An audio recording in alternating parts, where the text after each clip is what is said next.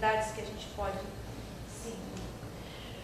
A consciência que se adquiriu dessa importância, a posição e função atribuídas aos atos, ao ator dentro do espetáculo, os diversos tipos de interpretação que o ator propôs ao longo dos séculos que a gente vê a transformação ou que eles foram impostos. Vocês já viram um filme chamado A Bela do Palco? Procurem esse filme. A Bela do Palco. É um filme muito legal que fala sobre um tipo de ator que interpretava a partir de signos gestuais que funcionavam muito bem com ele e que traziam aquela verdade dele. E era tudo muito teatral, marcado, mesmo nas tragédias, E aí aquilo funcionava e outros copiavam. Só que quando a gente copia e não se apropria, não dá certo, porque não tem a nossa verdade. E conta da transformação desse período de interpretação, aquele momento mágico, que foi o momento em que o Stanislavski começou a desenvolver o método dele. Não fala do Stanislavski propriamente dito, mas a gente percebe essa relação do ator que vai descobrir a sua verdade e que vai trazer aquele personagem, não outro, aquele, mas com uma outra interpretação.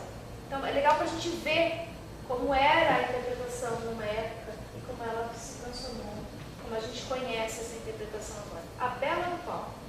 É muito legal esse filme. Tem a ver dessa relação da interpretação através dos séculos e que foram impostos ou trazidos por atores também. Aí, para terminar aqui, tudo isso faz parte, deveria fazer parte de uma história do teatro, de uma história das formas específicas de representação teatral. Ou em diferentes mídias de atuação. Aí essa é uma relação minha, que acho que tem a ver com o nosso tema. Até porque a gente vem falando disso, né? As linguagens, como elas se modificam, que mexe na nossa atuação, que mexe no nosso lar, no nosso fazer, na nossa... O que essas mídias estão trazendo de diferente para nós, como atores? Agora eu lanço essa pergunta para vocês. O que as novas mídias, então? O que você tem um espetáculo em que você filma a si mesmo e se projeta, que você tem uma cena gravada, antecipada, colocada durante o espetáculo, que você tem um outro veículo de interpretação. Ela está trazendo uma amplitude de crescimento para o ator no mercado, ou seja, novos meios e novos caminhos dele representar, porém ele tem que estar com mais estudo, mais aperfeiçoamento, né? Mais técnicas, se inovando para fazer melhor. Não é certo? Eu acho certo, eu acho certíssimo. Uma das, né? Porque tem inúmeras, se você for qualificar, mas acho que a principal é essa, é o ator inovar para se adaptar. E o que vocês acham? Olha, se bem que eu, por exemplo, tudo que eu assisti, que eu fiz, que foi gravado, a gente tem uma coisa chamada senso crítico, que a gente tende a não gostar do que fez. Então, por um lado, eu acho que pode vir a acrescentar algo nesse ponto de melhorarmos, mas ao mesmo tempo pode criar um certo bloqueio, dependendo da pessoa, que ela não vai conseguir explorar além daquilo. Eu também tenho um certo receio nesse ponto de você se assistir, né? Se acostumar a isso. Quando a gente virava a voz da gente, numa secretária eletrônica, num gravador, a gente ouve, a gente se odeia. Ah, é verdade. Não é verdade? A gente se odeia. Mas voltando a falar essa coisa da gente se ouvir. Eu, a primeira vez que me ouvi gravar a voz, eu tive um treco. Levei um susto. Que isso? É essa a minha voz? É isso que vocês ouvem? Que horror! Porque a gente ouve, né, uma voz reverbera dentro da gente e aqui a gente fala e volta, e a outra está lá gravada. Eu fui entendendo que tem uma relação muito a ver também com acostumar, com conhecer a própria voz, e de tanto ouvir, você vai se acostumando com ela. E aí você vai aperfeiçoando. Você aprender a usar um microfone, aprender a usar um microfone de lapela, gravar numa secretária eletrônica, um gravador desses que a gente hoje tem no celular e tudo. Eu fui aprendendo a mexer com a minha voz nessas mídias, nessas novas mídias. E aí eu passei a me ouvir mais, a perceber e me acostumar. Com relação à minha imagem, eu ainda não consigo. Eu confesso. Né? Eu sempre que me vejo, eu assim, gente, que eu tô vermelha. É porque eu sou muito branca, as bochechas ficam vermelhas. Assim, não passo blush, já fica.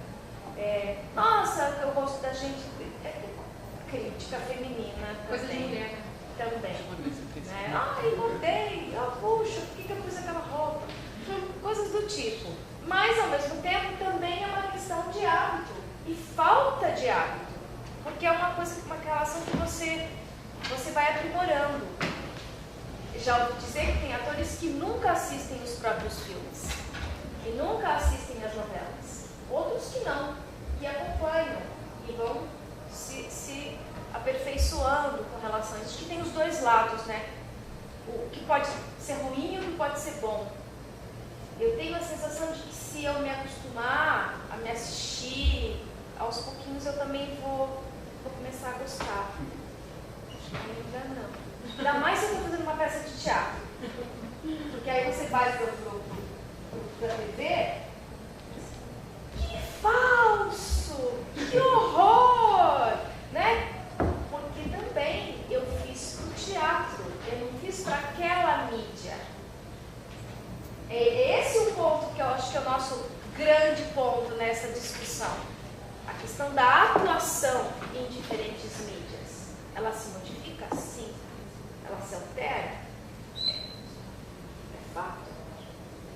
E aí quando eu vou gravar então para a TV, eu tenho que usar uma outra linguagem do meu corpo. Quando eu estou fazendo teatro. E tenho que saber, quando eu filmo no teatro, eu me filmo no teatro, e vou assistir, eu tenho sempre que ter aquela peneira do bom senso, né, do ridículo, mas assim, de perceber que é outro meio. Aquilo no teatro funciona, aquilo na TV, não. E quando eu faço isso para ir para a TV, para a internet, né? E é perceptível, porque tem uma atriz, eu não sei o nome dela, mas ela fez a tia do Lucas Silva, da Lua, e depois de muito tempo eu não vi ela mais na TV, né? Depois eu vi esses dias ela na novela, numa cena, e do jeito que ela falava, do jeito que ela gesticulava, nossa, essa atriz fez teatro esse tempo todo e é visível assim. Ela gritava o tempo inteiro, não é no Lucas Silva? É a tia nem lembro o nome da tia, acho que era a tia Marli, Marrica. Hoje ela tá com mas é o jeito que ela gesticula na novela, nossa, teatro. Você vê que ela ainda está com a relação de atuação do teatro. Eu nem pesquisei, nem fui atrás dela, mas era visível, eu posso estar enganado, né? Julgando a mulher, mas... Não, mas é real, eu acho que é real. O que eu contei aqui de mim mesma no teste lá do comercial da Vivo, meu registro foi outro. Então, eu estava lembrando agora, né, sobre a voz. Eu sempre achei assim, que esse nossa, não tinha um grande voz. Nós fizemos um filminho em casa, assim, uma gravaçãozinha ali caseira. E aí eu estava na sala, o pessoal estava na sala passando, né, e eu estava na cozinha e eu falei assim, caramba, mas que voz irritante é essa? Quem está falando alto? Caíram na risada. Falava assim, é a sua voz, é você que está falando. Eu falei, caramba, eu falo tão alto assim. Aí eu comecei a me policiar, né? Eu falei assim, nossa, que voz chata é essa? Que insistente, o que tá falando? Aí a minha irmã falou assim, é a sua voz. Eu falei assim, nossa, não acredito. É a minha voz, porque eu tinha mania assim, às vezes começar a falar, daqui a pouco quando eu ouvi, eu estava falando muito alto. Vai subindo o volume, né? Exatamente. Aí quando eu ouvi, eu falei assim, nossa, não acredito.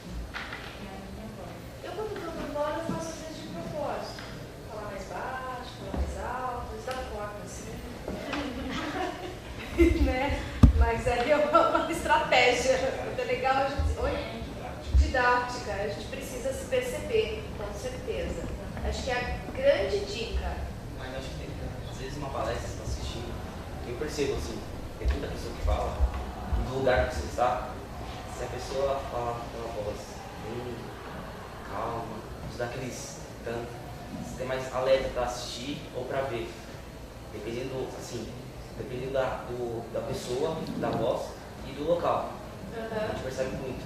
Às vezes estou assistindo apresentações de trabalho mesmo, as pessoas estão falando, às vezes tem uma mulher que fala com a gente, você assiste as apresentações dela, dá um som, ela tem pessoas que falam com um tom de mais alto, você tem mais atenção. Às vezes nem assim a gente consegue. É gostoso. Gigante, eu sei que é gostoso. É verdade. É gostoso, eu gostei. Tá boa. Mas é fato. Tem aquelas vozes aconchegantes, gostosas, né? Que aí você vai entrando naquele mundo do sono assim. Então eu acho que a gente tem que se preocupar com tudo isso, sem dúvida. São os campos e meios de atuação. Prender a atenção do telespectador.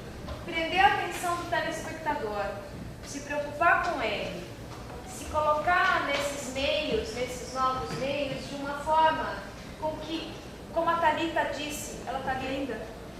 A Thalita disse,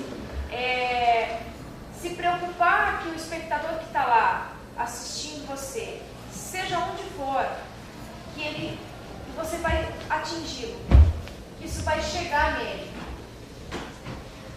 Porque afinal, se ele não comprar o nosso produto, a gente vai falir, né? A gente pode viver disso, vamos viver disso, né? Fazer com que a máquina funcione. Então, é importante perceber que você tem que se modificar nessas atuações, nesses meios. Não esquecer do seu espectador, para quem é, quando é, onde é. Mônica, Oi. Falando, por esses tempos atrás, eu assisti uma palestra que falava sobre esse tema da mídia, do ator, de toda essa mudança que a gente está vivendo. No começo, hoje, quando você começou, você falou dessa coisa das projeções, você falou de atores que está se utilizando de imagens, de repente está contracenando com ele mesmo, né, dentro dessas novas mídias e tudo mais. E nessa palestra exatamente falava isso. E teve-se, né, alguns exemplos em vídeos mostrados que eu achei bem interessante, dessa coisa do espelho. Então, exatamente. E assim, até tem uma companhia do Canadá que há 20 anos eles estão trabalhando com isso, experimentando essas novas tendências, né? E uma coisa que me chamou muita atenção, eles estão trabalhando também essa coisa do espectador entrar no espaço, não ter nada, apenas caixas de som, e através dessas caixas de som, eles trabalhar sons que lembrem determinadas coisas, e a partir dali entra a atuação, entra toda uma... Mas assim, começar por um veículo, que é no caso o som, né? Então assim, eu achei muito interessante essa... Na verdade, eu vejo como uma transformação em uma pesquisa mesmo, né? Uma coisa de atuação dessa companhia, em si estava sendo falado dessa companhia, mas assim, dentro dessa nova... O que você... Como isso se transforma, né? O que você colocaria em cima disso? Eu vou fazer dois paralelos aqui. Primeiro, que você me fez lembrar, a música. Existe um tipo de música chamada música eletroacústica. Não é música eletrônica, é música eletroacústica. São músicas compostas para serem operadas sem instrumentos ao vivo, mas por fitas, por gravações, por manipulações em computador.